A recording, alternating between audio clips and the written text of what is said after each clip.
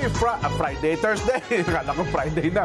Thursday pa lang, oh. Masayang Thursday sa inyong lahat. Maulan. Ako, grabe. Masayang Thursday, Nelson. Ayo, maulang Thursday, Jen. Parang it feels like Friday dahil walang pasok ang maraming eskwela ngayon, Jen, ha? Ayo nga pala, dami nag-announce. Kanina pang umaga sa programa nating 100%, ang pinakaunang nag-suspende ng klase ay ang Valenzuela. Yes. Diba? Diyan sa Kamanaba area. Tapos ilang lugar sa Cagayan at sa Cavite. Yeah. Pero nitong bandang hapon, nagsuspende na rin ho ng klase ang maraming mga paaralan sa Metro Manila. Halos lahat yata. Ang Maynila, alam ko, tanghali, wala na silang afternoon class. Yun nga. Oho. Kaya nga yung ibang mga teacher at mga estudyante, mga magulang, nagre-reklamo. Naku, reklamo na naman. Bakit nyo pa sususpendihin? Nandito na kami sa classroom. Alam mo, Diba? yung pagsususpende ng klase, hindi na tayo nagkandatuto dyan. Yun Ano? nga eh. Pagka umulan, suspende. Yun Umuinit ng araw, gusto, suspende. Kagaya nito, ha? Alas 12 po ng tanghali. Ayan na, sinasabi ko eh. Nag-anunsyo, tanghali na. Ayan, yes. Nag-anunsyo si Manila Mayor Isko Moreno ng suspension ng klase sa lahat ng antas, pampubliko o pribado mula kinder hanggang senior high school. Ayun. Pero umani ng iba't ibang reaksyon sa mga magulang. Marami ang nagpahayag ng pagkadismaya. Gano, nadismaya kay Kois. Huli na raw kasi ang abiso kung kailan tumila na ang ulan at nakapasok na ng paaralan ang mga bata. Mas mainam daw po kung mas maagang ginawang pag-anunsyo. Yung hindi pa sila sumusugod sa ulan. Oo. Alam mo talaga sa suspension ng klase, wala nang tumama dyan eh. Yun nga eh. Yung iba, sabi niya, okay yan. Pero sabi niya, wala yan, wala kang mapiplease dyan eh. You cannot please everybody dyan. Ay, talaga naman. Di ba? Yung suspension na yan. Tingnan natin, Jen, ha? Kaya kung ako tatanungin, halimbawa ako, Jen, kung pwede ba ikaw, ay, naku, tatanggihan ko yan. Oo. Nelson. Hindi, ni ipipresenta ko sarili ko. Hindi ko pipresenta sarili ko dyan. Tingnan muna natin, ha? Ano nga bang mga pangyayari ang naging dahilan kung bakit nagsuspindi ng klase? Ayan, Unang-una, meron ho kasing low pressure area. low pa lang pala eh. Pero yung low pressure area per se ay hindi pa dahilan yan para magsuspindi ng klase. Kasi signal number 1 ang batayan natin sa Miral. Ang problema, sinamahan ho ng habagat. Kaya ilang bahagi ho ng bansa nakaranas ng pagbaha. Alam mo ba dyan sa highway ng Baguio City? Highway na yan, Baguio City, mataas Baguio ito. Halastema Highway. Maraming motorista ang na-stranded, nahirapang makapunta sa kanya-kanyang destinasyon. Nakita mo yung mama ko, yung opportunity, hinihila niya. Motorsiklo pa rin tinutulak. Akala ko hinihila yung... Akala ko hinihila yung... Napakahirap niyan. Tinan mo, ang lakas ng agos, di ba? Salungat sa alon eh. Sa agos, Ayon ho sa barangay chairman ng Irisan, nabigla sila. Sa Irisan yan. Nabigla. Gulat eh. Dahil biglang rumagasa ang baha. Dahil, sabi nila, kapag may bagyo lang bumabaha dito, ngayon wala namang bagyo. Ba't anong nangyari? Ayun. Si Mayor Magalong ba nagdeklara na walang pasok? Wala rin pasok dyan. Sa Baguio? Oo. Pero hindi naman siya binatikos. Hindi naman. Hindi kagaya sa Maynila. Oo. Nag-announce na, binatikos pa. Sa ibang bahagi naman ng Luzon, Jen. Yan. Diyan sa San Nicolas, Ilocos Norte. Pati na sa Orion, Bataan. Naku po, naperwisyo din ng baha ang mga residente. Kasama na yung mga dumadaang motorista. Naku po. Pero medyo malayo-layo na yan, ha? Habang sa Alamada, Cotabato, yan. Kabilang side naman ng bansa yan. Alam mo bang nangyari sa Cotabato, Alamada? Ano nangyari dyan? Meron daw pong isang pick-up. Ayan Ayan, tinangay ng rumaragasang tubig. Baha. Parang painting eh. Hindi ba painting yon? Ay, hindi totoo yan. Totoo ba yun? Oo. Akala ko ginuhit lang yun eh. Ang nangyari, nahulog ho siya sa overflow bridge. Wow. Hindi na niya nakita siguro yung daan. Kaya mabuti nilang nailigtas yung mga sakay. Ayun ang problema, ha? Wala pa ho tayong bagyo niyan, ha? Yun.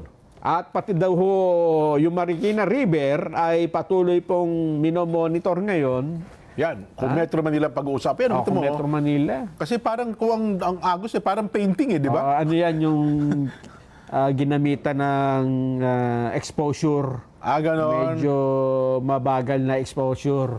Yun pala ang technique doon, kaya gano'n ang dating. Yes. Kaya akala ko pininta. Yung mas Oho. Yan ang problema natin. Pero meron kasing regulasyon na sinusunod sa pagsususpende ng klase. Yes, yan pinairal pa ng DILG. Oo. At saka alam ko, buong Cavite, di ba? Kayo ng umaga. Meron kasama na deklarasyon nata ang buong Cavite. Sabi ni yung bagong governor, si Governor Ebeng. Ebeng ba? Abeng? Abeng Rimulya. Oo. Na ang, Ebang. Ebeng. Ayun, Ebeng na sabi sa'yo, Ebeng na ang buong lalawigan ng Cavite, wala nang pasok. Totoo yun. Yung, Kasi ang umiiral na guidelines, DepEd Order Number 22 Series of 2024, so bagong-bago ito. Oho. Wala pa sigurong isang taon itong ipinapatupad. Ang may karapatan na magpatupad ng suspension ng klase ay ang LGU. Kung yan kung walang typhoon signal kasi yung typhoon signal automatic yan di ba? Oo. Yes. At pagdating naman sa may signal, halimbawa, wind signal number 1, kansilado ang klase, kinder, yes. nationwide. Opo. Yung preschool. Oo, na pagka nationwide. Pagka ang LG naman, meron silang kapangyarihang magkansela ng klase base sa anong signal nakataas sa kanila. Okay. Signal number 1, kung gusto nilang isama yung high school, nasa kanila yon. Nasa diskresyon ng lokal, yung mayor. Yan, lokal na pamahalaan. Okay. Pagka ibang kalamidad naman, kasi mas madali yung sa signal number 1, number 2, kasi may na yan no? Oo. Malalaman na agad. Pero halimbawa, lindol, heat index, meron namang mga batayan na susundan. Halimbawa, kapag mainit, 42 degrees Celsius pataas, pwede nang ikansela ang klase ng isang LGU. Ayun. Kapag ka naman lindol, kapag ka intensity 6 pataas, pwede rin magkansela. So yung pinapaliwanag mo, yan ay nasa kapangyarihan lahat ng LGU. LGU. LGU pa yan. Yes. Okay. Kapag nagkansela naman ang face-to-face classes, may mandate ang DepEd na isagawa ang klase sa ibang mode gaya ng online learning o modular learning online. Sa private school, meron sila kapangyarihang sa sarili nila magkansela. Kung ayaw nilang, halimbawa, ang LGU, may klase. Pribadong Sa eskwelahan pribado, yan. kung gusto nila magkansela, pwede naman. Okay. At dahil dyan, hindi ang gulo-gulo ngayon, di ba? Oo. Alam nyo naman pa kung anong gagawin bakit hindi pa kayo nagsususpindi ng klase? Parang walaan niyang kusa. Tsaka iba dyan, natutulog pa Kung iaasa mo kay Mayor, yung ulan, hindi niya maramdaman. Nasa ang ganda ng bahay niya. Kung sobrang init naman, hindi niya maramdaman. Naka-aircon yung bahay niya. Naka-aircon. Di ba? Kaya kung iaasa niyo po sa mga lokal na pamahalaan, baka hindi tayo magkandatuto sa buong Pilipinas. At dahil dyan, meron na pong lumantad para magsabing, ako na. May lumantad niya. Nakita ko si Atong Ang Tama. Tama ang yung sinasabi. Lumantad na po si Atong Ang. Siya ba magsuspindi ng klase? Nagkagulo-gulo na tayo dito. Nagkagulo-gulo na yung, ano ba dito? Bakit halo-halo? Wag yan. Ang sabi po ang sabi ni Atong Ang, may problema na ako. Hindi na akong magsususpindi ng klase. Yun. Dami ko ng problema kinakarap. Dadamay niyo pa ako dyan. Ang sabi po ni Secretary John Vic Remulla, yan ang sinasabi ko. total, marami na kayong problema. Ako na. Ako na magsususpindi ng klase. Ibigay nyo na lang sa akin yan. Ipinipresenta niya ang kanyang sarili? Ako na magdedeklara ng... Sa trabaho na yan? Mas maaga. Halimbawa, kasi nagawa ko na yan nung gobernador pa ako ng Cavite. Hindi pa umuulan, next month pa ang pagbagyo, ngayon pa lang suspendido na. Isang buwan pa lang. Isang buwan. Gusto mo, 1 year Di sana ang ginawa niya, isang buwan pa lang mabagong-bagyo. May ayuda na dapat. ayuda na. Maubos. Merong ibang ganun eh. Ang pangako ng election na umambon pa lang anya, may ayuda na po tayo. Wala ba tayong tinig kanina may tinig tayo ni Secretary Mulya. Hindi, meron. Meron tayo. Meron? Bakit pala rito? Baka Sige sabihin you're putting words in other words eh. the mouth of the horse. Ayan. Sige nga, tingnan natin ang pagpipresenta. Paano ba niyang piniliwanag yan? Paano ba niya sususpindihin ng klase? Sige nga. Secretary John Vic. Talagang sisirhati ko lahat ng mapa kung paano parating. At kung gano'n ay pwede natin announce kasi nakikita mo natin, ko naman yung mga rain patterns na yan. Kasi bukod natin yung geohazard natin, mas madilim mag-coordinate kung galing sa amin ng suspension ng classes. Yun. Sabi niya eh. Parang sumikat ako noon dahil nagkaroon akong hashtag walang pasok. Alas 5 ng hapon bago bumagyo, nagde-declare na ako ng walang pasok doon sa Cavite. Dito daw sa Wow! Kasi ako, nag-a-announce ako hapon pa lang bago magbagyo. Kasi gusto ko yung magulang, hindi na nag-aalala. Gusto ko yung estudyante, masaya na.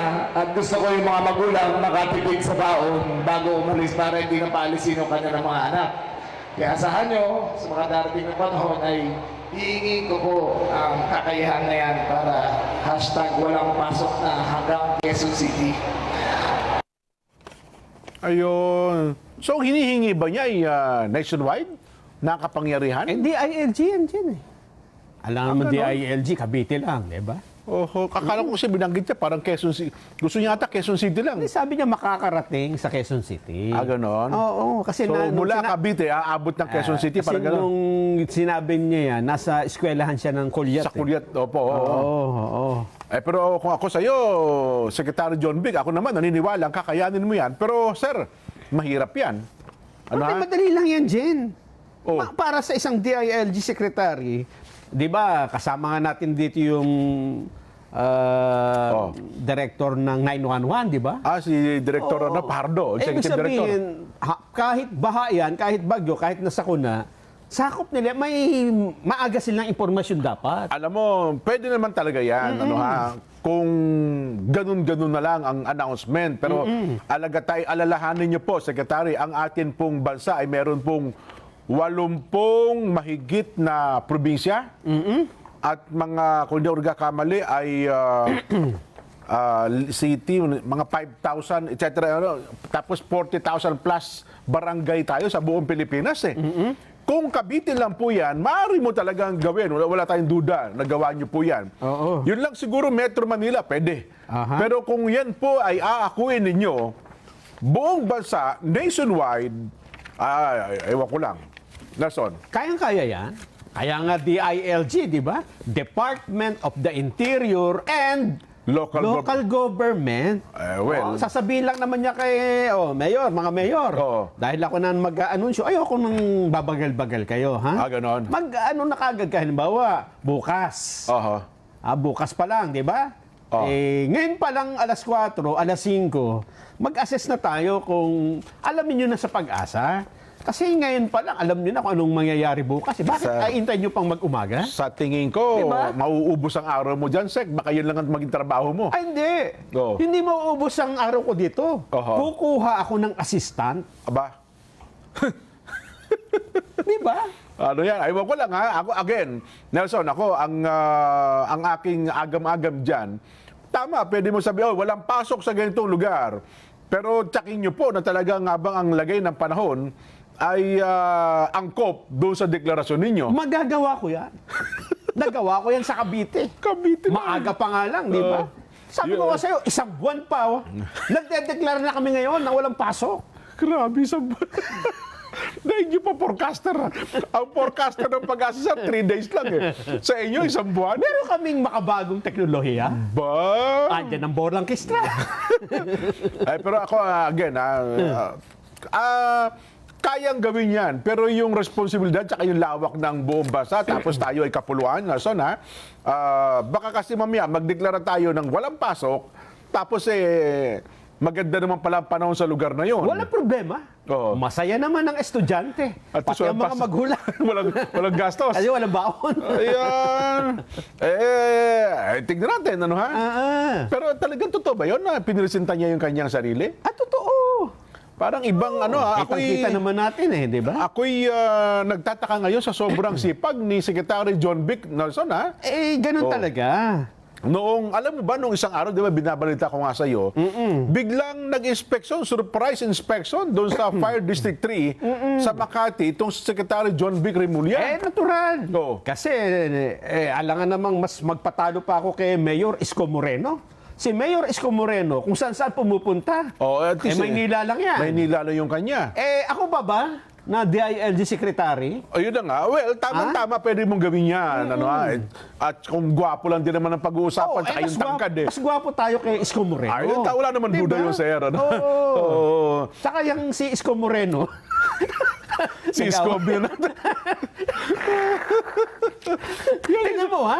Tingnan mo. Yan sa inyo. Nagdeklara siya ng walang klase, tanghali na. Oo, nga, Di ko ipinaubaya niya sa akin bilang DILG Secretary, hindi siya kayo masisisi ng mga Dapat magulang, kahapon pa lang, diba? sabi ni Yorme, Sek, pwede bang i-announce mo, Maynila, walang pasok, kahapon ng hapon pa lang. Dapat ganon, Oo di ba? nga.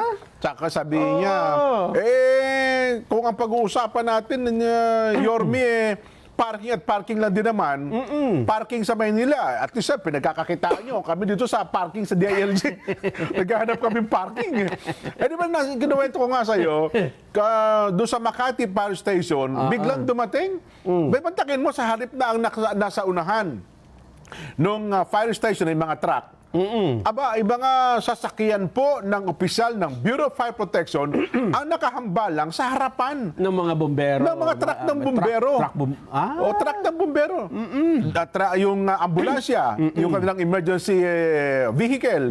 Kaya ang sabi ng Secretary John Vic Remulla, ito ba? Tama ba ito? Ikaw, isa ka pa. Anong paglabag nakikita mo rito? Palagay ko dyan, hindi lang masyadong naipaliwanag. Ha? Na kasi kapag ka naman may sunog, ang una talagang umaalis dyan, yung mga... Opisyal na bumbero. Oo, kasi pupunta talaga sila doon. Responde yan di ba? Aside from the fire truck, nagpupunta rin yung mga, sabay-sabay silang umaalis. Ayun. Di ba? Kaya ako lang naman, may dudero lang siguro ako. Baka dudero lang ako. Hindi kasi pangkaraniwan ang sipag ngayon ay pinakikita ni Secretary John Vic Remulla. Bakit din naman ako gaganyanin? Noong ako ay tahimik, pinupunan niya ako, bakit napakatahimik mo naman? Hindi ka gumagawa? Ngayon namang sinipagan ko, bakit naman ang sipag mo? Saan kami lalagay ng mga opisyal ng gobyerno? Wala na ba kaming tamang gagawin para sa inyo? Narinig ko na kay Auntie Claire yan, ha? Narinig ko na kay Auntie Claire yan. Nako, para tuloy sabi ng iba, Jen, huwag ka na magtaka. Kasi nakaplano na yan. Ano yan long shot yan. Mantakin mo halimbawa ngayon, Nelson, ha? Kung si Secretary John Vic ang mag-announce pagbibigyan ng Pangulo, abay, araw-araw na exposure yan, pare ko. Nabanggit mo ang Pangulo. Meron na pong reaksyon dyan ang Malacanang. Tungkol doon sa kahilingan niya na mag-anak. Ayan ang sinasabi ko. Sinasabi ko siya, ano yan ha? Ay kung halimbawa, sinabi ni First Lady, Darleng, pagbigyan mo na si John Vic. Nakita mo naman, sa halip na ikaw pa mag-announce, si John Vic ng una, gwapo, matangkad. Si John Vic, pag nag-announce yan, kayang gumising ng maaga niyan, tsaka DILG Secretary yan. Alam ko, alam mo ba, ang sabi ng Malacanang? Anong reaksyon ng Malacanang? Tungkol doon sa pagpresenta ni Secretary John Vic Remulla? Sabi nila ay pag-aaralan natin yan. Ganon? Hindi nila binaliwala agad Ibig sabihin, Ay, siyempre. may yan. May dating yon. Merong yan. Kasi nga naman, DILG Secretary yan, para sabihin mo, Sir, ako lang, bigyan nyo na ako ng pagkakataon. Diba? Patakin mo, halimbawa, siya mag-a-announce ng walang pasok sa buong Pilipinas. Ang gandang exposure yan. Tapos hawak mo ang lahat ng mayor, lahat ng konsihal, lahat ng gobernador sa buong bansa. Hawak mo pa ang PNP. Hawak mo ang BGMP, hawak mo rin po ang bumbero. Abay, talaga namang yung kapangyarihang ibinigay sa iyo, hindi pangkaraniwan. Apakagandang yan, Nason, magpakitang gilas. Oo. Pakitang gilas tayo. Yan. Dahil ano na ngayon 2025, kalahati na, 2.5 years na lang. Yan. Kung yan ay alang-alang sa taong bayan, pabor ako dyan. Okay ako dyan, Nason. Eto. Pero kung yan ay alang-alang sa 2028 elections, pag-isipan mo mabuti, sir. Baka dalawang bagay yan. Aha. Makabuti sa'yo, makasama sa'yo. Makakabuti yan. Makakabuti. Dahil ko pa yung PR man. Makakabuti yan. Ni John Vic, ha? Oo. Bakit mo nasabi makabuti sa kanya? Siyempre nga, di ba? Everyday aabangan ka na, di ba? Bagay, alam mo, na yung ating kaibigan na si dating Yusek, ano ba yun? Nilo Rosas. Hindi nagkaanong sustain. Pero hanggang ngayon, tandang sumikat. Ayun naman. Nag-suspindi din ng klase. Yes, madaling araw pa lang. NCR lang yun dati, Jen, ha? Kung yung panahon na yun, tumakbong gobernador ng Metro Manila si Kahit Nilo. senador, siguro. Baka nanalo si Nilo Rosas. Kinala, pati batang maliit eh. Kita mo nga si Flavier, naging senador. Totoo ka, yung doktor na baryo niya, di ba? Yun. Ito Oo pa, nga. buong Pilipinas, di ba? So napakagandang bihikulo talaga niyan. Ernie Baron nga, dahil lang bagay, sa lagay ng panahon, sumikat Weather din, out. di ba? Totoo. Kaya yung ganyang mga bagay, Huwag mo mamaliitin yan. ako hindi ko minamalit yan, Nason. Sabi ko nga, napakagandang bihikulo niyan, makapangyarihan.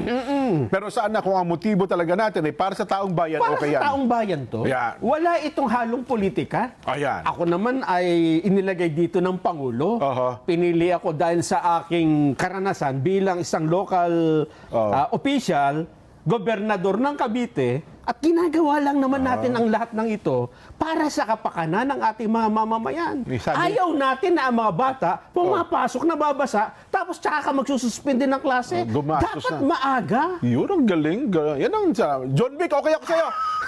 Bata mo ka. Pagka hindi raw niya kaya mag-announce, parang pinakikiusapan niya yata si Biko eh. Si Biko Soto. Para Biko, hindi ko kaya mag-announce eh. Pwede bang ikaw naman mag-announce? Ay, hindi mo pwede. Bakit? Pasig lang yun eh. Hindi, kumbaga sa pangalan Hindi. po. Hindi pwede yan. John Vic na tayo. Baka magkamali ng... John Vic. Biko. Remulla. Tapos Tapos Biko. nasulat sa John Vic Soto. Naku, yari tayo niyan. Ay, ang ganda. Ang ganda. Ay, nako.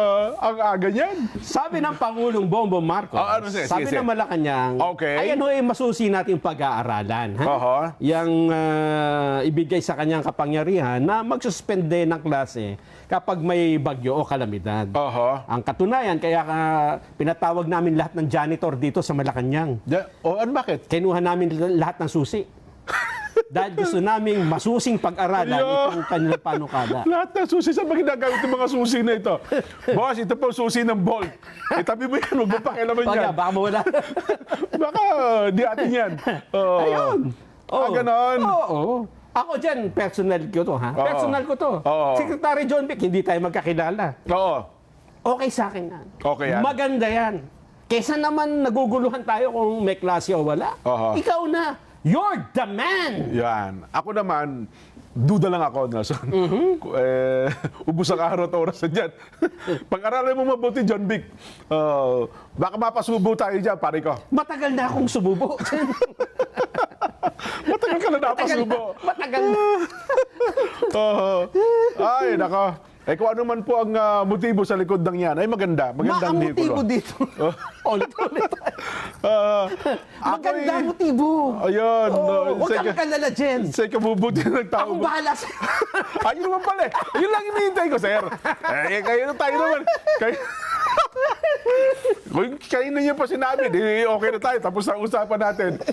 So sa madaling salita, ipinipresenta po ni Secretary John Vic Remulla ang obligasyon na siya na ang mag-announce sa mamamayan ng suspension ng klase. Yes. Yan. At dahil dyan, yan po ang magiging paksa natin sa ating Vox Populi. Yaman din lamang na problema tayo, ito may kalamidad, kung ano naman po. Sino ba ang tamang tao na mag-a-announce ng suspension ng klase? Di ba? Tama bang ipaubaya sa DILG/John Vic Remulla? Yan. Tama bang ipaubaya sa DILG/John Vic Remulla ang pag-aanunsyo ng suspension ng klase? Kung ang sagot niyo po ay, opo, Tama yan. Letter A. Kung ang sagot niya naman po ay B. Mali yan. Hindi lang kami Cavite, buong Pilipinas tayo. Ang laki natin. B. Mali po yan. Ang paraan po ng pagsagot sa ating Vox Populi ay ganito. Ang ating tanong ay ganito. Tama bang ipaubaya sa DILG kay Secretary John Vic Remulla ang pag-aanunsyo ng suspension ng klase? Ang nagsabi ng ating reactors, B. Mali po yan. Erwin Gabiola sa Saskatchewan, Canada. Ay, Canada Day pala nung isang araw. Ganon. Happy Canada Day.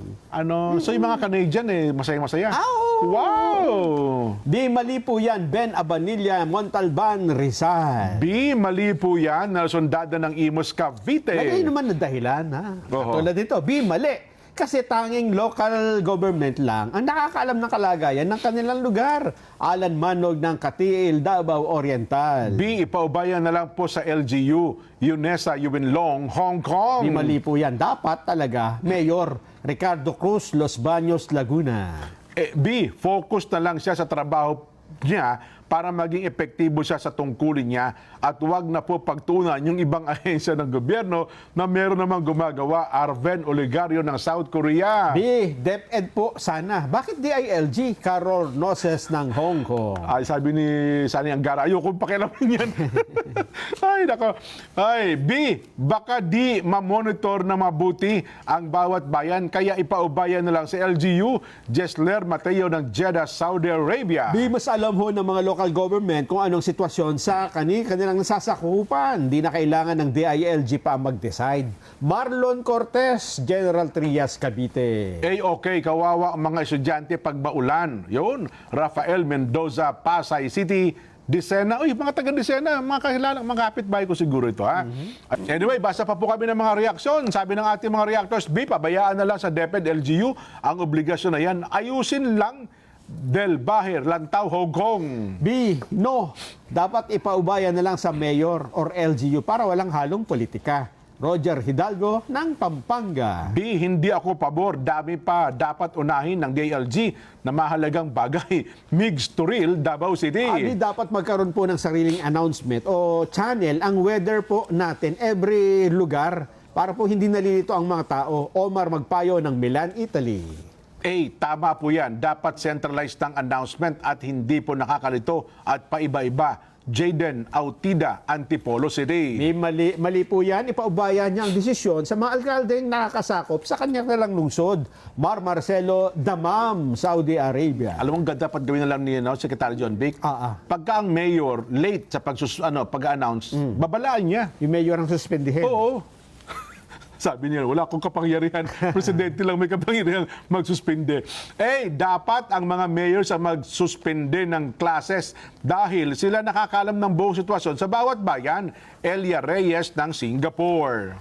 B, dapat local government ang mag-announce ng suspension. Edna Santa Maria, Valenzuela City. B, mali po yan. Mas sang-ayon ako kapag LGU ang magdesisyon sa kanilang area of responsibility. Ed Francis Duclayan, San Fernando City, La Union. Mga taga-riyan naman daw po sa lokal ng Santiago sa La Union, ay kanila po palang anibersaryo ng lokal, Nelson, ha? Binabati po kayo ni Kuya Jazz Vlog. Ayan, Kuya Jazz, salamat na marami, ha? At iba pa pala yung Santiago Norte. Ang Santiago Norte naman pala, si Ka Nolan Ularte at saka ang Kuya Benny Banlawi. Yun. Ito naman palang sa Santiago lang, walang Norte, ay si Kuya Jazz Vlog. Ano bang tawag? 40 plus anniversary nila, Ano, ha? Happy anniversary po sa inyong lahat dyan, ha? Resulta na ba tayo, Nelson? Tama bang ipaubaya sa DILG kay Secretary kay Secretary John Vic Remulla ang pag-aanunsyo ng suspension ng klase? Ang nagsabi ng tama yun, 10%. Pero nagsabi ng mali, ako po, Sec John Vic, 90%. Mukhang mayroon kasi nararamdaman ata, Nelson. Baka daw magamit sa politika itong mga bagay na ito. Pero ako naman, bilang DILG Secretary, sana makita natin ang talagang kasipagan. Kasi makapangyarihan talaga ang DILG Secretary, Nelson. Kapag ginampanan niya ng tama ang kanyang gampanin bilang siya ang pinakatatay ng Department of Interior and Local Government. Napakalaking nasasakupan yan. Yes. Mantakin mo. Buong Pilipinas eh. Lahat ng gobernador, lahat ng vice-gobernador, lahat ng mayor. Pati pulis. Pulis nga, tsaka yung Bureau of Jail, at tsaka Bureau of Fire. Napakalawak. Di ba? Napakamakapangyarihan ng posisyon na yan. Kaya sabi nga ng iba, sir, sana kung nag-inspeksyon siya ng fire station, mag-inspeksyon din siya ng mga bilangguan. Oo. Di ba? Para makita naman niya yung mga siksikan sobra na mga bilangguan ng mga under BJMP. Oh. Sino naman to? Si General Jess Fernandez ka ng Bureau of Fire Protection, ay may babala na sa kanyang mga tauhan. Huwag nang mauulit itong pagkakahuli ni Secretary John Vic Remulla na ang fire station ginagawa niyong paradahan. Dapat yan, paradahan ng bumbero, mga sasakyan ng pang-emergency, mga pangangailangan, huwag niyong haharangan. Kasi nga naman, kapag ka nasa private establishment kayo, pinaalis nyo nga, pati yung hydrant pala, Nelson. Bawal paradahan yan. Ito pala, totoo yun pala, no? Yun palang hydrant. Pagka pinaradahan mo sa tapat, Naku po. apakalaki pala ng multa niyan. Tsaka sisirain niya yung ano mo. Yung, Sasakyan mo para idaan yung ano. may kapangyarihan ng bumbero? Ganon? Wawasakin nila yung windshield mo para doon ipasok yung hose. Yung host na gano'n. Nakakita na ako niyan hindi ka makapagreklamo. Sa ibang bansa pala, talagang ano yan, ang laki daw ng multa. Ganun pala. Sa atin sa Pilipinas, tinatawang-tawanan lang eh. Hindi pinapansin. Ingat po kayo ha. Mukhang magiging aktibo nga. Talaga, Nelson. Si Secretary John Vic Remulla, mula ngayon hanggang sa 2028 daw.